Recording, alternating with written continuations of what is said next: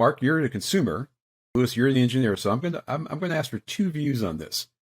So one of the hot topics in my circle of friends is the repurposing of used battery packs. They're not good enough for a car because they can't sustain the drain, but there's really nothing wrong with the battery pack for long-term storage or even short-term storage. What would you think about a program to take used EV packs, Tesla packs, and repackage them into a Powerwall?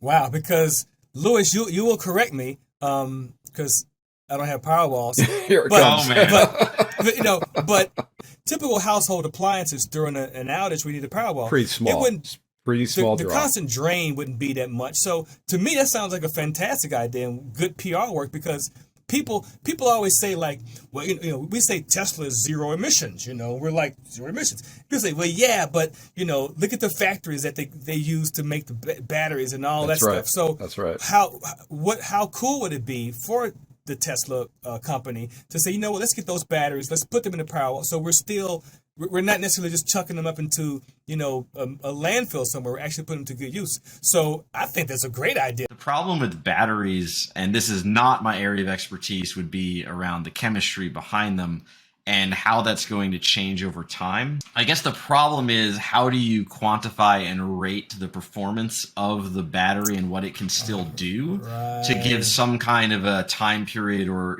capability? Because you might have a pack that, it works great for a few months and then it just fails outright. Or you might have a pack that, okay, lasts but it's typically not the pack that fails, it's a cell that fails. Sure. I mean, absolutely. And and that's true with most modern technologies of storage of even data and information, right? RAM, Absolutely. SSDs, all that kind of stuff. It's usually a small subpiece. Yeah, and having the mechanism where you can control which ones you use and which ones you don't use, I think that could be interesting.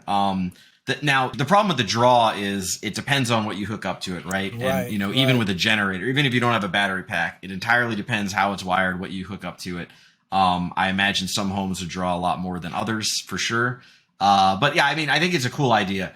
Something to keep in mind, the Powerwall itself is the easy part. It's more of like the inverters and the switches and the power panels and all of that stuff that is involved with getting. Well, that's kind of the dirty little secret about the Ford F-150 Lightning with their house pack that they're talking about. Yeah. And what Chevy's talking about is it's not the battery that's a big deal. It's all the other pieces you have to put in place and the upgrades you got to have in place to run it all. Right.